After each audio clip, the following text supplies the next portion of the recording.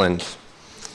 So this panel is going to present a set of related efforts to develop and implement structural competency trainings around the Bay Area.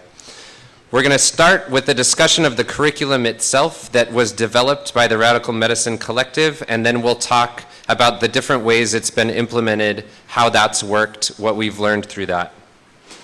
The work was organized through this broad group that we're calling Rad-Med.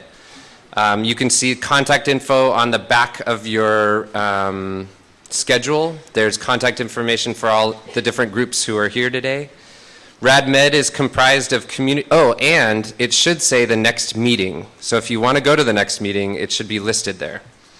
Rad-Med is comprised of community physicians and nurses, faculty from public health, social welfare, social sciences, patient health advocates, social workers, protest street medics, students from many fields, activists, theologians, puppetry experts, and I'm sure I'm forgetting others, but those are all real people in the group. There are people in the audience today who have been integral to this. Sam Dubal is in the audience, and it was his idea to get us all to imagine radical alternatives to the current healthcare system. Thank you, Sam. Nancy Shepard-Hughes, whom you've met. Anthony Wright is in the back over there. Nadia Gaber can't be here because she's doing work on water rights in Detroit. Margaret McGladrey, who's taken some of this to Kentucky. Alina Kung, who's worked on some of the writing and analysis. Brett Lewis, Sri Shamasundra, and Mike Harvey, who've taken this to Global Health Fellowships, and others who I can't name all of them, but I see people. RadMed also works on other projects beyond structural competency. These projects relate to imagining alternatives to homelessness, policing, incarceration, food insecurity, and current models of mental health care. So I get to introduce the panelists, and the first three speakers are going to be speaking about the curriculum we developed for structural competency through the Radical Medicine group. Laura Duncan is an MD PhD student in medical anthropology at UCSF and UC Berkeley, who began working on structural competency projects at NYU and is now active in RadMed. Shannon Satterwhite is an MD PhD student in medical anthropology at UCSF and UC Berkeley, who has been active in RadMed since its inception.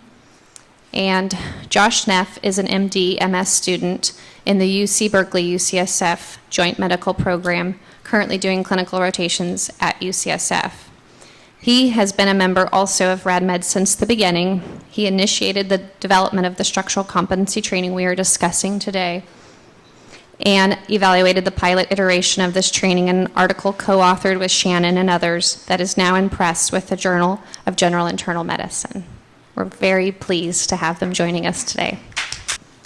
Hi, everyone. So on behalf of RadMed, I would just want to thank everyone for being here. This is a really special thing to see so many people here. I think I was working with Helena on the first couple of structural competency conferences, and it's amazing to see how much it's grown.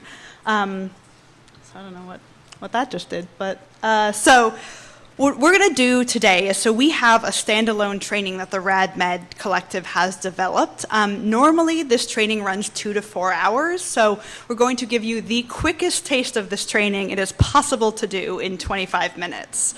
So normally, so far, this training has been given to a lot of clinicians, a lot of residency programs, medical students, but we've also done it for social workers, for public health students, for global health fellowships. So well, some of the material you'll see today is very medical focused. We really want to say that we've adapted this for a wide variety of populations, and we think it's worked really well. So we'd love to get feedback or thoughts for people about how you might sort of change this curriculum for your particular discipline or population or community organization. So how this is going to be organized, we're going to offer a little taste of 2 sort of quote-unquote cases that we do in this training. One that focuses on the way structures affect health, and one that focuses on the way structures affect the clinical encounter itself. And that by clinical encounter, we mean sort of any sort of health encounter. That could be research, that could be community activism, or that could be in a hospital. So the goal of this training is we've tried really hard to make it more of a workshop, to our goal is to create a shared language to talk about structural oppression, to talk about structural competency. Often when we go to places, these sort of issues are not new to people. The language might be new, but these are experiences that the idea that structures affect health, often very violently, is often not a new idea, especially to clinicians, especially to organizers, either in their professional work or their personal lives. So our goal is to really have this workshop be a door opener. We'll sort of give you some quotes about how people have felt about this workshop at the end, but our goal is to create this shared language that keeps the dialogue going after the workshop and that creates community within hospitals, within public health schools, within organizations, to let that discourse keep going now that there's this shared rubric to talk about some of these issues. So the first thing that we're going to do is to talk about how structures affect patient health. So Shannon's gonna walk us through an sort of example case, and this is a case taken, all of these slides are taken directly from our curriculum, so you can get a little taste about how the pedagogy works. All right. Hi, everyone. So as Laura said, this is the way that we start with our clinician trainees, but it could also work for other audiences. We usually present participants with a fully written medical chart note. And if you go to the conference website, you can see that note as part of our training materials, which are uploaded there. But for now, we'll just give you sort of the one-liner, and you'll recognize it from Dr. Quesada's talk. So, to jump in, let's start with a case of a 44-year-old Spanish-speaking homeless man with a history of alcohol abuse, hypertension, and regular visits to the ED, brought into SFGH for alcohol withdrawal after found unconscious on the street. Now, because of your expertise and the talks you've heard so far today, this should be easy. But I want you to take just a couple moments and think to yourself about some of the factors that might have brought this man to present this way. Just take 30 seconds. All right, now we're going to give you a little more of this man's life history. Now, this part of the presentation is inspired by Dr. Quesada's ethnographic work, but it is fictionalized. So often in a medical note, or maybe even a public health report, we might just get this much history. Man was drinking heavily, and then he came to the ED after being found down. What we want to do is go a little farther back. Let's say this man was a fourth-generation corn farmer in Oaxaca when the influx of cheap U.S. corn meant that he couldn't make a living anymore. So he moved to San Francisco and began working as a day laborer, but then he was injured and couldn't work. Because he couldn't work, he couldn't pay rent, so he moved to the street, and while living on the street, he was assaulted. After he was assaulted, he began drinking more heavily, and then he came to our emergency room. So now what we would ask in our training, and I'm going to ask you to do, is take a couple minutes to talk to your neighbor about some of the social structural reasons, some of the social structural factors, that may have intervened in this man's life history. And then we'll give you some examples that we provide. So take a couple minutes to do that. These are policies or other factors that may have shaped this man's life. All right. I'm going to ask everyone to come back. Sorry that was so short. So normally at this part of the training with a smaller group of people, I would ask you to share back, and it's sad not to. But for time, we just have to run through some of our examples. So thinking through some of the policies and other structures that might have played a part in this story, we could talk about NAFTA, which caused an influx of corn, it's that laughter of recognition, into the Mexican market, which made this corn farmer unable to earn a living. We could talk about U.S. immigration policy and discrimination against migrants living in the U.S. We could talk about the lack of health insurance for everyone, and especially for people who have immigrated to the U.S. without documentation. We could talk in San Francisco, in the Bay Area, and many other cities in the US about city policies that contribute to high rent and displacement. So that's just a taste. I'm sure that you all came up with many, many others.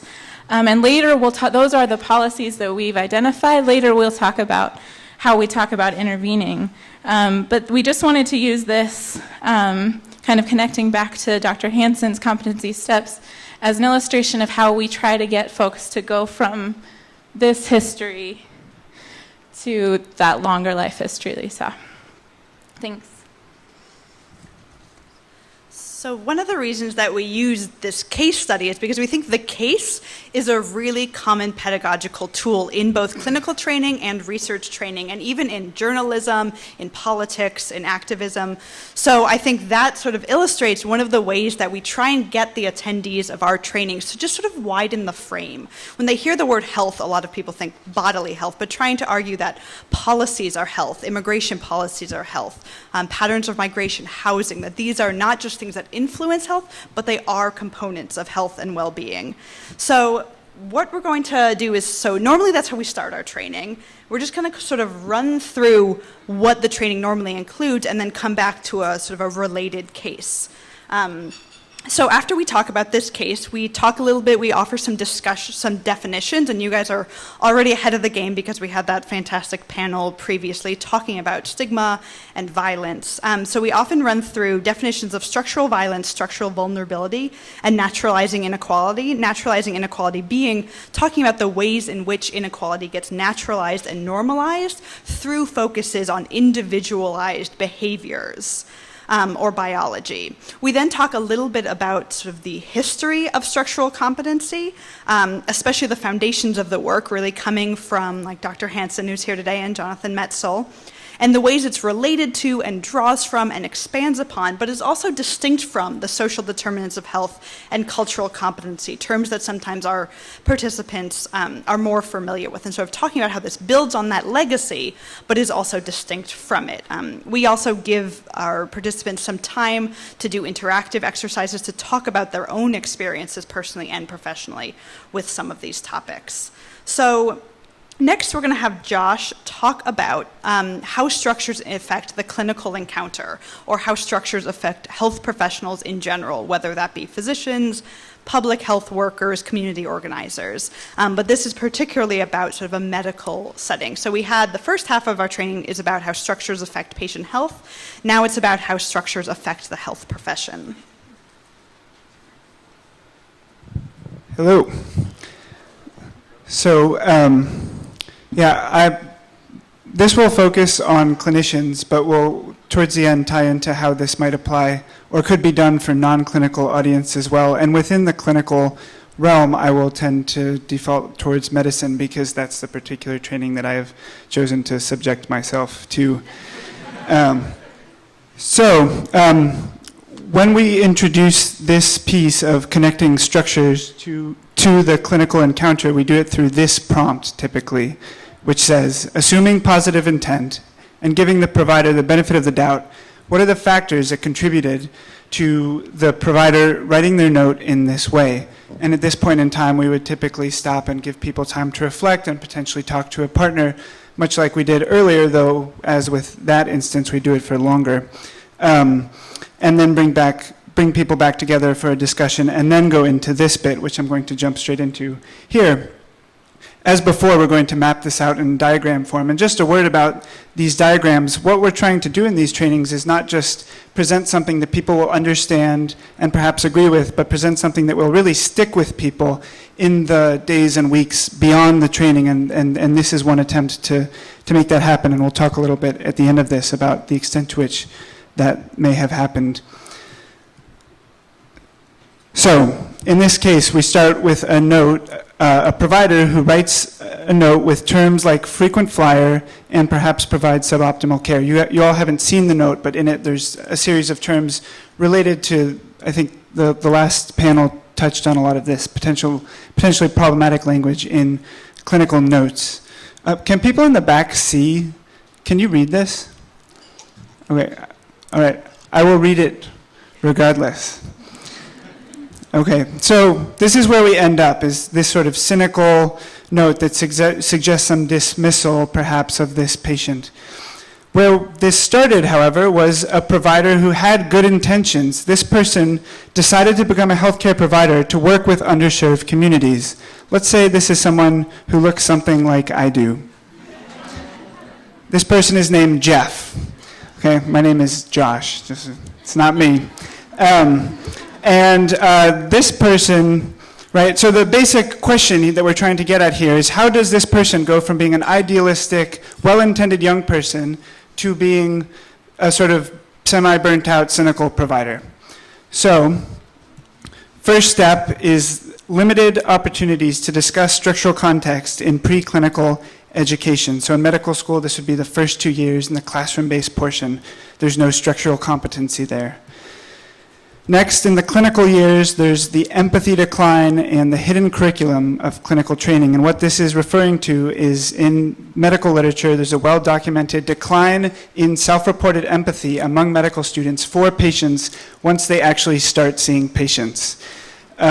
This is thought to be at least partly due to what is called the hidden curriculum, which is all these sort of unstated implicit messages that are taught to trainees through things like role modeling and comments made on the side and so forth. So by the time this person, Jeff, gets into his career, he's already burning out. He's wary of seeing patients' health follow a similar decline. It seems like, especially when people have substance addictions, they just don't seem to get better. Contributing to this is few and poorly integrated resources to address issues like homelessness and addiction, as has been brought up by some of the panels and questions thus far. Making matters worse, Jeff recently had dinner with a peer who went into a more lucrative field, who now works 4 days a week and will soon pay off their medical school debt. So Jeff is frustrated. Seeing this patient doesn't seem like a good use of his time, and making matters worse, he is stressed. There are 8 more patients to see in under 2 hours, which is really just another day in the office. So, this is all a setup, right, for us to come in with the red arrows, which are the things we're calling structures, which include race, class, and gender privilege, who attends professional school, which connects to, as Dr. Hansen was saying, how likely people are to have a clue about what are some of the things affecting the people they're working with. No structural analysis and training. This is our shameless plug for the type of work we are trying to do here. Fee-for-service reimbursement, right? How is the system set up, as has also been brought up already today? And how does U.S. education funding work? And how much debt do we have compared to countries similar to ours in terms of wealth? Running through all this, as has also already been brought up today, the profit-based healthcare system, which for providers is often experienced as time scarcity, though this, of course, also connects back to how medicine is financed. So this is how we talk about this with clinicians, but again, it can be talked about, this could apply as well to non-clinical audiences. For example, when we've done this training with a public health audience in the past, we talked about how NIH research grant funding priorities determine the kind of work that is possible for a public health researcher to do and the type of career that they can therefore have. So I'm just going to skim over these slides. This is from Nancy Krieger's 2014 paper, Got Theory, which talks about, this is NIH grants and showing how variable it is according to certain parameters, and then also the papers that get published and how closely these correspond. So in our training, after we walk through these 2 cases, do some definitional analysis, and sort of offer this opportunity to say that it is not just structures that affect people's health, but it's structures that affect the professions and the disciplines and the actions that people are taking to try and intervene in people's health as well. And so once we sort of talk a little bit about research and maybe where research funding goes and the huge amount that goes to behavioral and individualizing genetic research versus issues of structure, we move on to talking a little bit about policy, what policies influence healthcare delivery, especially those that cause really high rates of burnout among providers. And so now that usually in the presentation, in the training, when we come to this part, you know, it's the end of the day, people are hungry and maybe a little sleepy, and a lot of times people have said, you know, this does make me feel even more overwhelmed. That when you have these huge issues of structure, how can I as one person, or even us as a residency cohort, intervene in this moment? So we have a exercise that we like to do called the levels exercise that Kelly usually runs. And so we're just gonna put it up here as an example of one of the ways we try and not just in this workshop say we're gonna come in here and teach you structural competency, but we're gonna sort of provide a space for you to elicit your own ideas about how one might intervene and how one might combat burnout and push back against that hidden curriculum or research prioritization.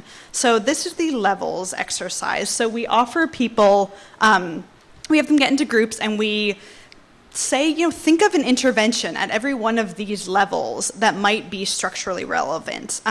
For example, we offer them a way to brainstorm issues of intrapersonal interventions that could be educating oneself, or even up to policy and research. A lot of times issues, when people talk about the clinical interventions, transportation gets brought up a lot. What if we offered bus passes to our patients? So it can be, and we really push people. We say we want practical interventions and we want what you think are impractical interventions. We want you to really be imaginative, because some of the structures that not only influence people's health also frame what we even think an intervention could look like. So trying to really explode that open and think about interventions in a more boundary pushing kind of way, and at all of these levels. So people don't think, well, now I did this training, now I have to write a bill and go lobby for it and get it passed, and that's what this training is telling me to do. Or they don't just think, well, wow, I've left this training, I should go do an implicit bias training and read a book and forget about it. So we're trying to say that there are many levels depending on, the amount of time you have, your interest, your specific positionality, that you can start to implement these, the next day you go and you work with patients, or you do research, or you do activism. So next we're going to, usually in our training, we end with Shirley giving a really beautiful talk about using the idea of beloved community to make connections, to inspire solidarity, and to take action. Because we think it's really important to notice that structures not only affect people's health, but it also affects their ability to advocate for themselves and their ability to organize. And so Shirley sort of talks about using this idea of beloved community to sort of make concrete the idea of what solidarity could look like. So that's usually sort of the overview of the quickest overview we've ever given of this training, that normally ideally lasts about a day or half a day. And so what we're going to offer next is Josh is going to say from his research some of the feedback that we've gotten about this training and how it's landed in different audiences. So the first place we did this, we've now run this about a dozen times in a bunch of different types of settings. The first place we did this was at the Santa Rosa Family Medicine Residency, both with residents at the end of their first year and core faculty members in that program. And we have some findings from their written response and their, I'm going to be using this slide still, written response and a focus group 1 month afterwards. So this is from a faculty member who says, I have a language and frameworks to use in something I've been teaching to residents for years without the language. So this slide just to get at the fact that faculty found this useful for teaching, and also they talked about finding it useful for their own practice as well. Even more interesting than this, I think, is what the residents responded with. What I expected going up there to do a focus group 1 month after the fact was them saying, oh yeah, we remember that, it happened a month ago, it was nice. And what I found was I was with all the residents who didn't have other clinical obligations that kept them away, and they all together were basically saying, oh my gosh, we cannot stop thinking about this, it's affecting us a lot. And so here's one quote getting at that. I have been thinking about it constantly in almost every one of my clinics and almost every day in the hospital, and it came up in conversation with my co-residents who are also really passionate about it. It has been on my mind constantly. So again, big surprise. The other piece that the other thing that went with this sentiment of thinking about it all the time was also, it's really overwhelming to think about it all the time, as Laura alluded to earlier. So one quote getting at that, I think for me there's less of an element of control. in my 20 minutes, if I'm not going to have a way to address it, it just feels really disempowering. Though they then came around to say, but we think this should happen everywhere, and you have to take it to medical schools and other residency programs and so forth.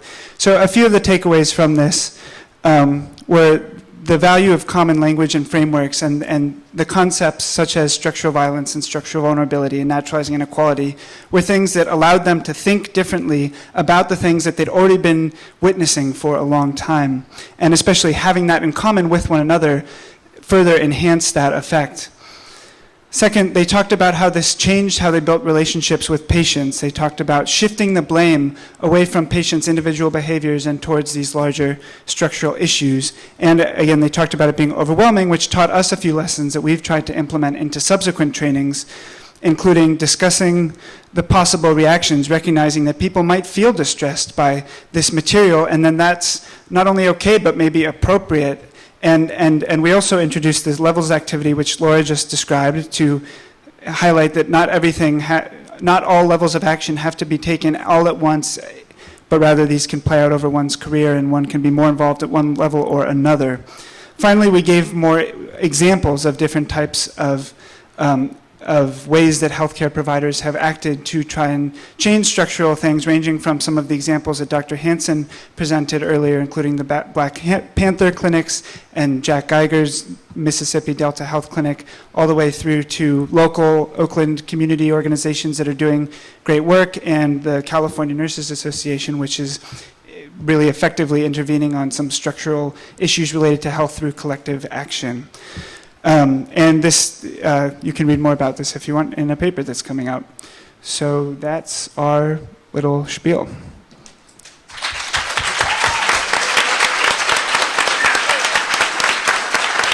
So first, I want to say that these are students, and they're amazing and inspiring and should give us public speaking trainings. And, I had something else to say. Like Shannon said, on the conference website, you can see this entire curriculum with the citation for that paper that's coming out that we got the email about the final acceptance yesterday. So those of us in RadMed and all of you who are going to join us at the next meeting, which is on the back of your schedule, can't do all the trainings we're invited to do. We're invited to do a lot of trainings, so we're hoping that some of you will take the curriculum, take things you've learned today and make your own version, and then maybe publish an article about that so other people learn about it, publish it in a nursing journal, publish it in a public health journal, publish it in a social work journal, get other people to be talking about structural competency, because we all also have jobs to pay rent, like you. So next, I'm going to introduce Kelly Knight. Kelly Knight is an assistant professor in the Department of Anthropology, History, and Social Medicine, and the Department of Global Health Sciences in the School of Medicine at UC San Francisco. She's active in RadMed and developed with Josh Neff and others the first interdisciplinary seminar on structural competency in 2015 for medical students and others. Kelly's one of the faculty members charged with developing the social and behavioral sciences curriculum for the new UCSF School of Medicine curriculum that just got off the ground, and Kelly's been a part of it. And the question that she already has heard and prepared for is, Kelly, you've worked to integrate structural competency into the new medical school curriculum at UCSF in multiple places, not only in a 2 to 4 hour training. Could you tell us some about what led to that, what the reception has been so far, and any takeaways from the experience? Okay, great, thank you.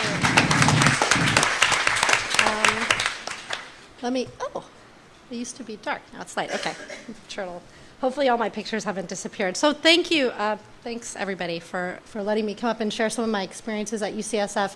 I'm gonna go quickly through some of the things that are going on, and then speak a little bit to Seth's question. So he mentioned the Bridges curriculum. I also teach the Social Determinants of Health course for the master's and PhD students in global health, which is another place that I'm integrating structural competency. And I'm part of a larger school of medicine initiative that has to do with optimizing curriculum to ensure inclusive teaching and the integration of issues of race, racism, exclusion, and health disparities, relevant competencies. That's a School of Medicine level. And then I just want to mention in the Anthropology department, one of the things that I work on, and we can talk later and on the side, is I'm an NIH-funded researcher, so I work on soft money. And I work a lot on trying to get social scientists and others who want to do structurally competent research to get access to NIH funds and help mentor them to do that. So if people are interested in talking to me about that, I would love to talk more about that, because I think if we can help build the evidence, we might have some more power. So Bridges. So Bridges is the new curriculum that is happening at the UCSF Medical School. So it's, as Josh was mentioning, the piece that I work on is Foundations, which is the first 2 years, so the first 18 months of the classroom content. So it's lectures, small groups, and other activities. And I'll talk specifically about some of the stuff I've been involved in developing there. It used to be, the social and behavioral sciences curriculum used to be interspersed throughout those 2 years. And so you would have, for example, a health disparities lecture in a small group, but it wasn't integrated into what the students were doing otherwise, and it wasn't set aside. Now in Bridges, there's actually 8 weeks of curriculum that relates to the social and behavioral sciences. And I just want to acknowledge Shirley Adler, Jason Satterfield, Megha Garg, Daniel Dohan, and Naomi Brock, who run those, not run, but they're the directors of those 2 blocks, which I'm a faculty member of. So why is this happening? We've talked a little bit about this today, but I think it's important from a medical school perspective to understand that one of the effective drivers of thinking about approaching a medical school and saying we need to have a greater socio-structural analysis. Our students, after the first 2 years, while they're in clinic or before they get to their clerkships, need to be exposed to this kind of material, is actually a change that happened in the MCAT has been really helpful in this way, where they're being tested as part of their entrance into medical school around the sociology. So you look at this concept 10 here, social stratification and inequality affect all human societies and shape the lives of all individuals by affording privileges to some and positioning others at a disadvantage. So that's a direct link to what we do when we try and educate around structural violence. And that's already happening. So in that sense, then you can go to the medical school and say, if students have to be tested on this in order to get access to a medical school like UCSF, then we need to be responsive in our curriculum once they get here. The other thing that's happening, I think we've talked about this a lot today, but I just want to share some of these articles, including the one that Jim Quesada pointed out with the structural vulnerability checklist, and others that there's a groundswell right now, in part in reaction to connections that people are making between structural forces and poor health outcomes that I think has existed in the social determinants of health curriculum for quite a long time. But I think the call for medical education specifically to respond to it the voice is getting greater and larger. So there's a lot of research, including this used to have our paper down here. When I changed the color, it got blacked out, but that's our paper that we just got published that we mentioned. So kind of this really helps me when I advocate in the medical school about the importance of this curriculum, because there's other models and research out there that talks about people's experiences. So this is an overview of the health and the individual blocks and the health and society blocks.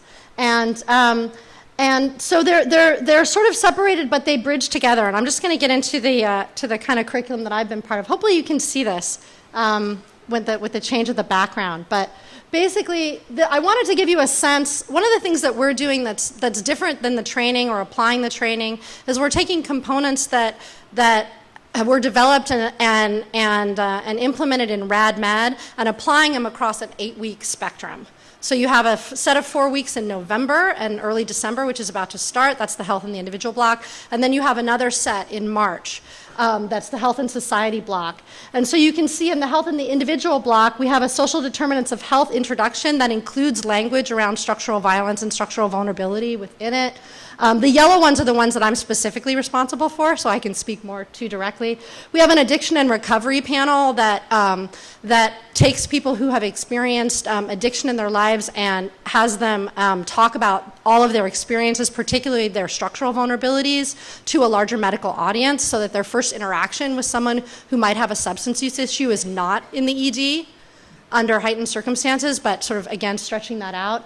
And then I'm teaching a cultural and structural competency lecture specifically, which will draw directly on a lot of the materials that you just saw here, and trace the history of, as Laura said, how structural competency builds on cultural competency curriculum and efforts and the social determinants of health and how it's distinct from it. And I think one of the ways to identify that distinction is to look at poor health outcomes, the social determinants like poverty, homelessness, food insecurity, for example, and then we want to look upstream. What are the structural forces, the policies, the forms of social organization that Jim was speaking about, and the forms of institutionalized discrimination, oppression, like institutional racism, that then create the poverty and homelessness, that then create the poor health. So it's a way to pull back, and I think that's one of the things that structural competency does, that social determinants does not always do, and that we want to be really explicit about.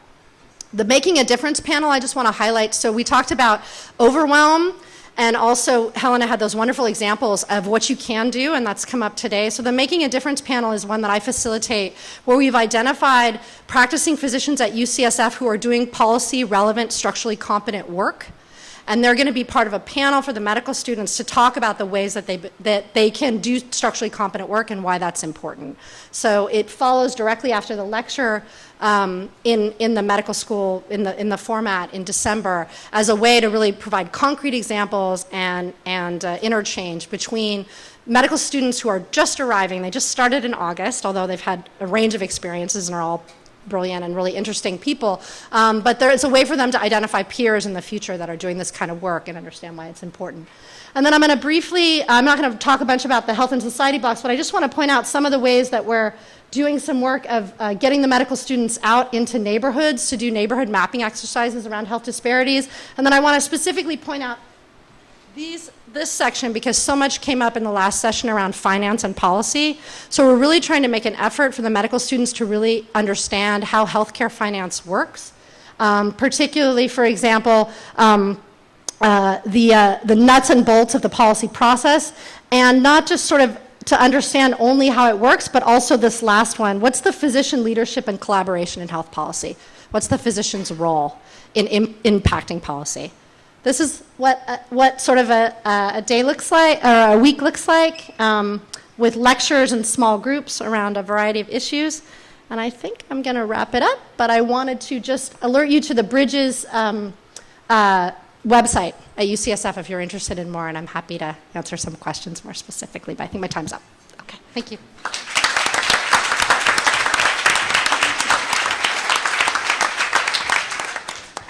Thank you so much, Kelly. Our next speaker is Nick Nelson. Nick Nelson is a general internal medicine physician and medical director of the Human Rights Clinic. He's also a clinical teacher in the Division of Primary Care at Highland Hospital in Oakland. He's been a member of RadMed since its inception and has helped to develop and facilitate workshops in structural competency for medical trainees. He's also very brilliant and funny, and I think we will really enjoy hearing what he has to say. That being said, your question, Nick, is you've helped put together a version of this training for Oakland's public hospital. What has been your experience of bringing this training to Highland Hospital? How is it different from other kinds of trainings you have seen?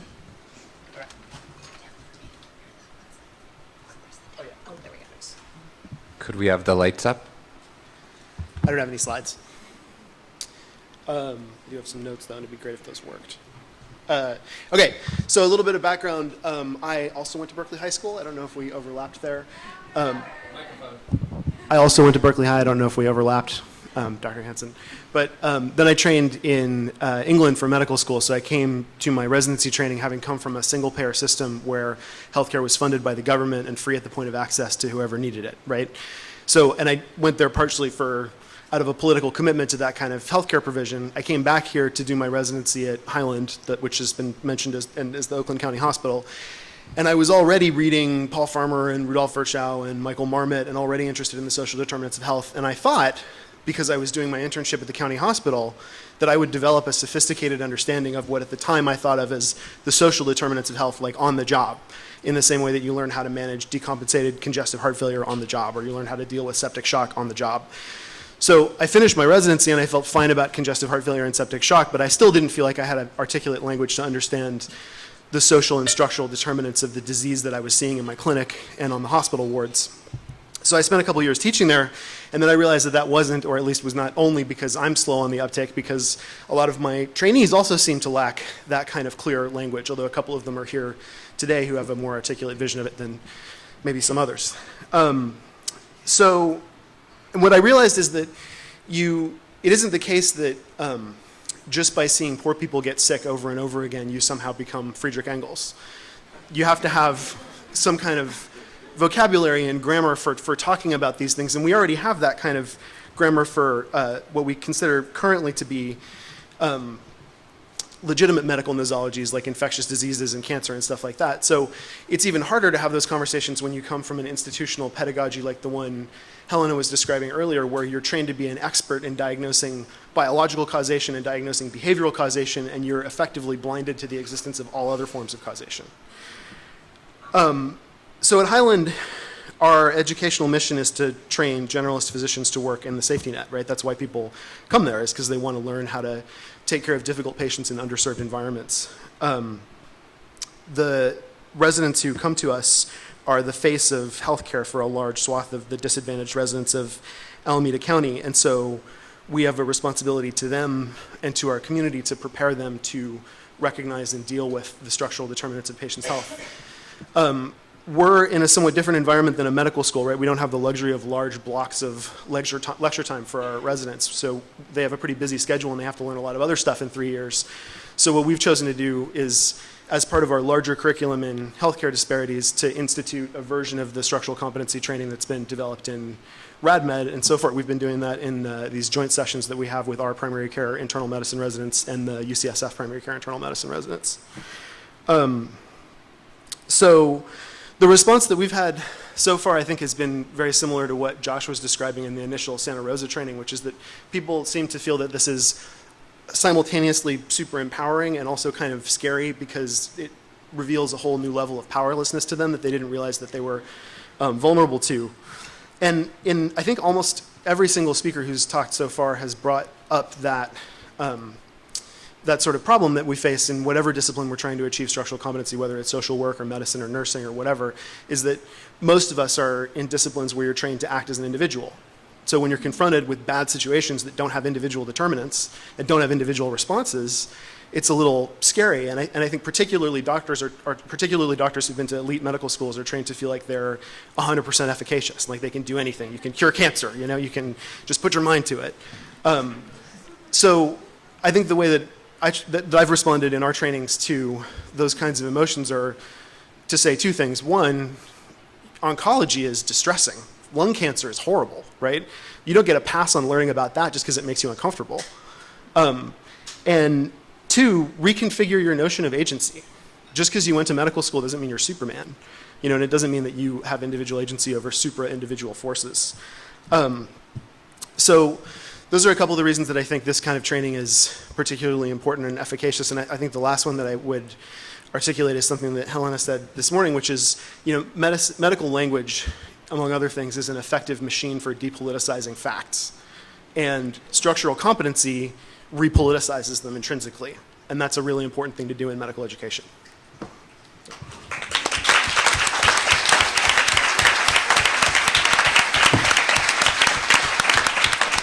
Thank you, Nick. So one of the things we've incorporated in the examples in response to some of that feeling of overwhelm are examples of change that have been done by individuals with their patients, by collectives like California Nurses Association, National Nurses United, who will be on the next panel, by relationships with community organizations like Black Lives Matter, Causa Justa, Just Cause, Transgender, Gender Variant, and Intersex Justice Project, Critical Resistance, which will also be on the next panel, just so you want to stay. So next we'll hear from Shirley Strong, who has spearheaded initiatives in the fields of education, philanthropy, and social change for over 30 years. Shirley is currently the Chief Diversity Officer at Samuel Merritt University. She's been an active part of RadMed for some time. Before coming to Samuel Merritt, Shirley was Dean of Students and Director of Diversity at the California Institute for Integral Studies, and before that, she spent 12 years at the Levi-Strauss Foundation, leading a multi-year national social justice initiative called Project Change. So Shirley, the question you've already received is, you worked to bring this training to Samuel Merritt University's multiple interprofessional schools related to health, primarily for faculty. Could you talk some about why it's important to train faculty and any lessons you've learned in the process of working on that?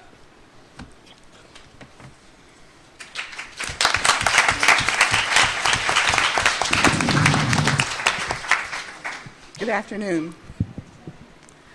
I'd like to start by saying that as a Chief Diversity Officer, I have a number of roles, but the one that I focused on most was training because I thought that was the key to cultural change at the institution. And before I came to Samuel Merritt and the work I'd done in social justice, I had done, I would say, at least 20 trainings, different types of trainings. I've done more than one training for each of those. From, say, the Anti-Defamation League training, Campus of Difference, to the National Conference on Community and Justice training, to the National Coalition Building training, to you name it, I've done it. National Training Laboratories has a training. The one that most closely compares to structural competency was something called the People's Institute for Survival and Beyond Anti-Racism Training. Some of you probably have heard of it. Has anybody done it here in the audience? Okay, 1, 2, 3. So you probably can see some of the connections. And in that training, the question gets asked, why are people poor? And there are numerous answers, but there really isn't a focus on the underlying conditions, social, structural, institutional conditions by the audience. And so the trainers bring that in. And so when I heard about structural competency, I thought, oh, there's a great parallel. We could ask the question, why are people sick? And do the same kind of work. But I also knew that at an institution like Samuel Merritt, I couldn't bring in an anti-racism training if I wanted to stay there too long. And not only that, even if I was going to say, the heck with it, I'm going to do it anyway, it wouldn't be an effective tool because people would shut down and turn off. So the structural competency training was a training that was relevant for the audience and for the institution. And people got it. The president said, oh, this is a training that finally doesn't blame the victim. I'm like, yes. And so she was a real strong advocate from the start, which was very helpful. There were some competing factors within the institution that wanted to do other things, but over time, people got on board. One of the things that was really valuable was, let me see if I can figure out how to do this. Can I get a little support? Okay. Was Seth Holmes' book on for our community reads. It wasn't the first book we used for community reads, but this book, we started with the Immortal Life of Henrietta Lacks. But this book gave us a network and a group of people to work with, so we weren't in it by ourselves. Seth's book and Seth connected us to RadMed, and RadMed really helped us develop a deeper, more meaningful engagement within our institution. So after RadMed, after Community Reads the Wrong Way, we did a structural competency training at Samuel Merritt in January for a group of people not only at the institution, but for UCSF and UC Berkeley, and just an array of folks from the community. So it really helped ground us more effectively in the work and connect us to other people. The next thing we did was, we got some goals, but that's not what I'm looking for. The next thing we did was a training for faculty at our faculty orientation in the fall. And that really was a basic introduction to this work for the entire faculty. And that was done with the help of UCSF and some of their faculty. And because we started with faculty, because faculty, I think, are always can be the biggest influences of change or the most resistant to change. And in this case, we were going to try to take them on as partners. We intend to do stuff with staff and with students, and so that's in the works. But I figured, why not start with what appears to be the most difficult and the most challenging group to work with. And it's paid off. I think it's also because of what Kelly said. It's the environment, it's the time. I think we're all in a time when we know we've got a lot of problems and we're looking for answers and solutions and ways to address them. So the faculty was surprisingly responsive in ways that I didn't expect. And I think it's just a matter of time and sort of factors coming together. After that, I'm going to talk a little bit about the goals, if I can find them. Wrong way. So we have 4 goals that we're trying to accomplish. I don't know if you can read them. It's a relevant training for health professionals. We wanted something that worked for our audience. There's a little resistance because they think it's a medical approach, but not a lot of resistance, and we're trying to adapt that. Secondly, we want a training that talks about root causes and not blames the victim. And then third, we wanted a training, well, I said that doesn't blame the victim. And fourth, a training that empowers participants to take action, particularly our students and people who I think potentially can feel empowered if they get support. I guess I would close by saying that the work we would like to do is long-term, and it's really designed to increase the number of individuals in the workforce, to help diversify the healthcare workforce. Because I think, as other people have already said, that the real issue is, how do we get more people in the workforce that look like the people who are in the clinics and in the hospital, the people being served? And that then brings a certain sensitivity and awareness and understanding, hopefully, and that it's not always the case, but more often than not is the case, and then we can become partners together in this work. So the other thing that happens when you diversify the student body in order to diversify the workforce, there are more demands for change within the institution. So we're really focused on how do we bring structural competency, not just to healthcare, but to the educational institution that we're a part of. And how do we look at our students and their needs for food security, for housing, for all the things that affect their ability to be successful in their educational training and later in the field. And we think that if we do this collectively, it'll increase the efficacy of both the students and of the institution. We're also very involved in the community, and we can't go into the community and try to provide service unless we understand structural issues and how they affect community residents. So I'll stop there. Thank you very much.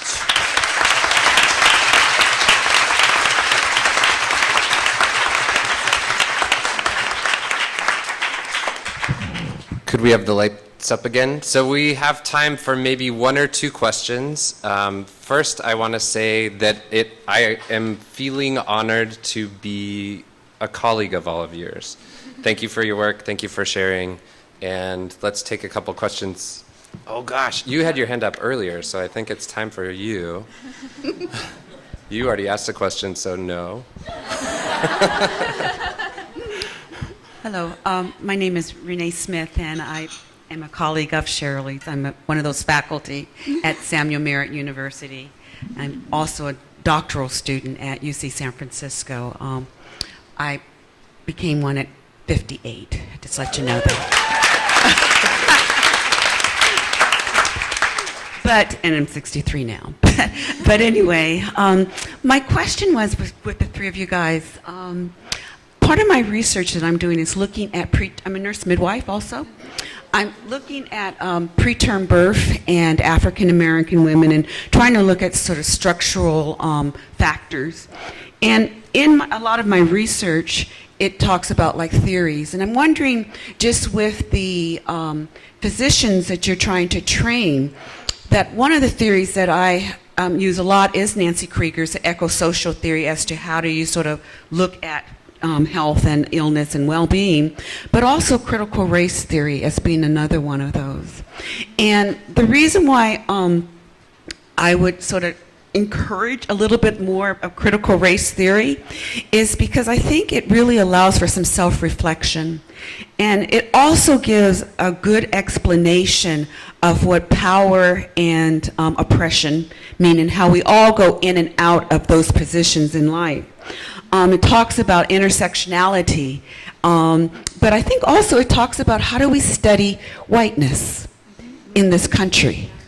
Do you know? And unless we study whiteness in this country, I think we're going to be in the same position that we have been since I was a child in 1950.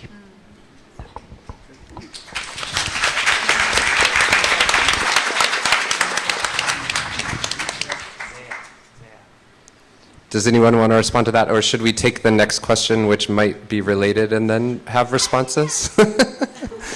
Is that okay? Yeah. 2 questions and then responses, and then we'll have to... So my question is actually very related, which is that in my experience, when talking about race and people get uncomfortable, it quickly kind of devolves into a conversation about class. Yeah. But especially for medical trainees who are all going to go and work in predominantly communities of color, I'm wondering, is it adequate to just talk about structural competency in a general way, or is it important that we address race directly and institutionalized and interpersonal racism?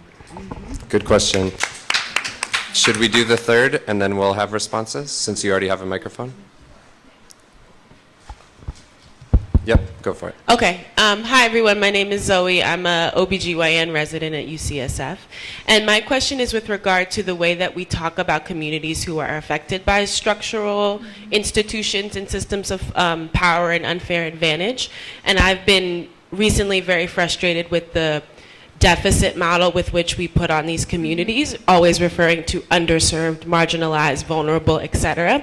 And I wonder if any of you have incorporated a conversation around resilience and empowerment and self-efficacy of people in these communities within your trainings, or what role that can play.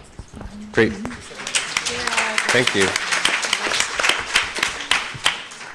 Whoever wants to talk. I'd like to talk about the race question.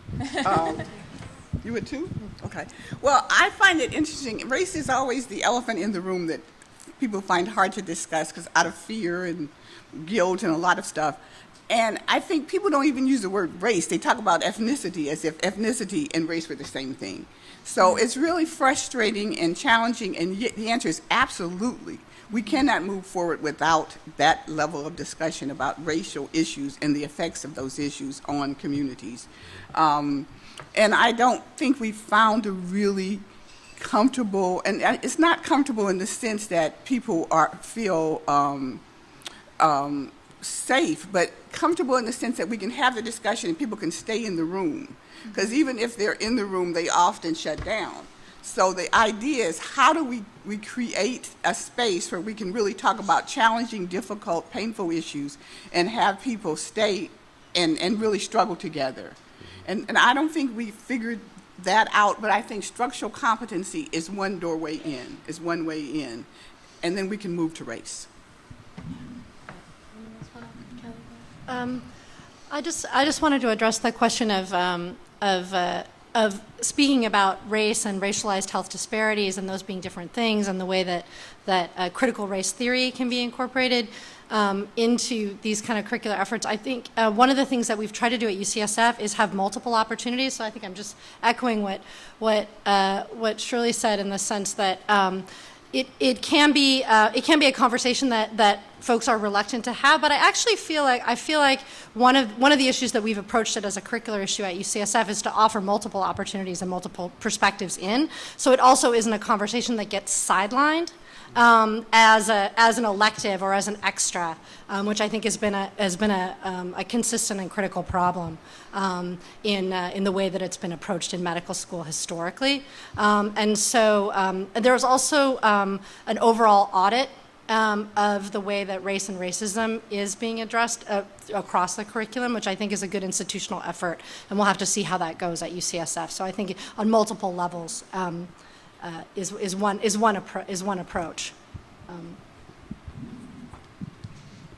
I also just want to respond to the question about sort of this deficit model, and I think that's just such an important piece of this. And I think that's something that one of the biggest changes we made in the training, sort of after we got some of this feedback that people were like, now we have another thing that we don't know how to do, is by saying is that this training is not to come and tell you all the ways to be structurally competent, but it's to say communities are already doing this. Like, this is nothing new to so many communities, and to sort of say there are examples in your local community, in the world, that are already enacting these things, and that sort of this discussion about humility versus competency, and part of this training is to start to realize that people are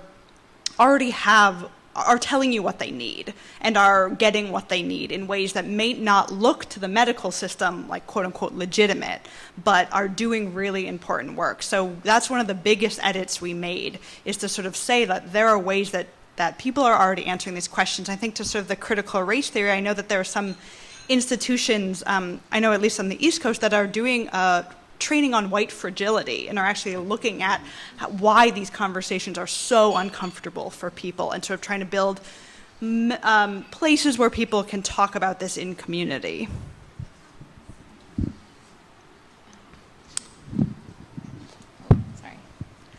I just wanted to add thank you for your questions. These are actually things that we've been talking about in our meetings that we know that our training as it currently exists are extremely inadequate in.